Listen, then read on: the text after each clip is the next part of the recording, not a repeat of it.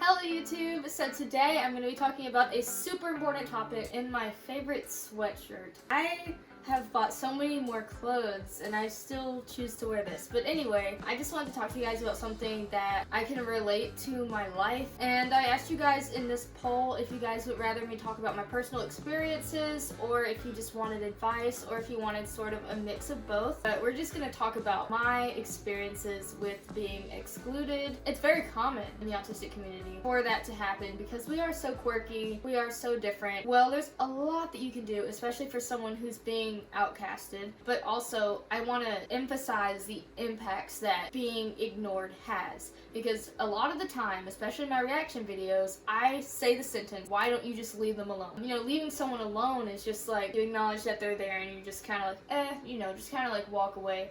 But to do it with malicious intent and to do it to elicit some sort of response from that person, I have been excluded from things that I wanted to do, I wanted to be a part of, that I would come out of my shell to do. Like, for example, instead of swinging on the swing set by myself, I would go up to a group of people and introduce myself, and I wouldn't say anything creepy like, we should be best friends right now. I would just kind of be like, hey, what are you guys doing? What are you guys up to? And immediately I would be met with like, what? Like, who is this? What are you talking about? Why are you talking to us? And they wouldn't say those things out loud, but they would display it with their face and their body language. In the early days, I didn't know what was going on. Like, I knew that something was off, but I didn't realize till college that these people were uncomfortable with me and didn't want to be around me. And that's really hard when I haven't done anything wrong. To me, I didn't really have like a fear like of that, so I would just kind of like, hey, what are you guys doing? Because I didn't understand that there was a social norm in place. I did have some experiences where I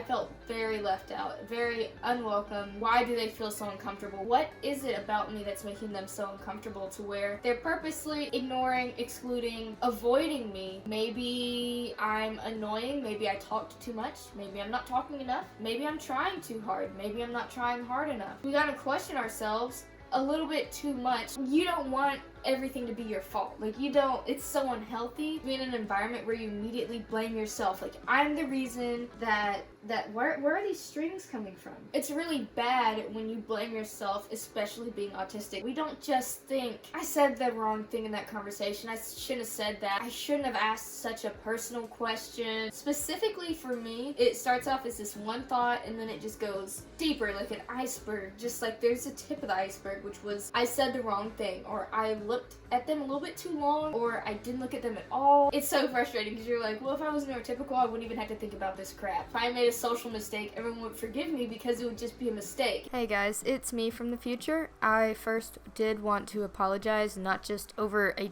text box. I actually apologize for the statement about being neurotypical. If I were neurotypical, how things would be different. And I could have easily cut it out of the video. I actually chose to keep it after thinking about it overnight, just sort of interrupting this very random and not chronological video of me talking about this. When I recorded this video, I was actually pretty frustrated, rethinking how I felt. I wondered a lot of things, like, would this even matter that much to me if I was neurotypical? Like, I thought about everything. I understand that being autistic makes me very, very special, and I wanted to apologize to you guys for saying that, and I want you guys to know, even though I said that in this video, that does not detract from who you are as a person. But I left this part in the video because I really wanted you guys to see what sort of thoughts go through my head when I'm being rejected, when I'm being avoided or alienated. I just wanted to be very honest about it. So yeah, I think that that's about it. I hope you guys are doing okay and that you've watched this far. It's not a very long video, so yeah. I'm gonna tell you right now, as encouragement, there are people out there that do not give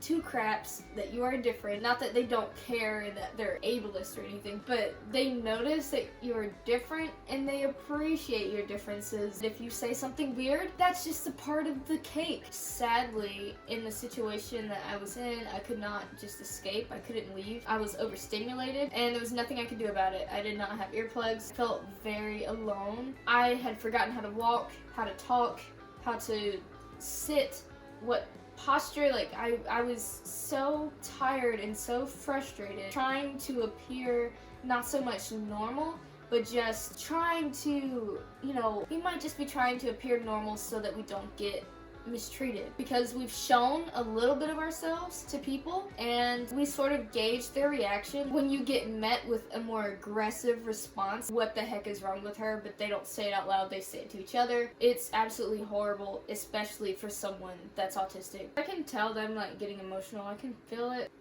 Thank you guys so much for the support, for doing the polls, for leaving comments, and for suggesting videos to me that you guys need help with. So yeah, thank you guys so much for watching, and bye.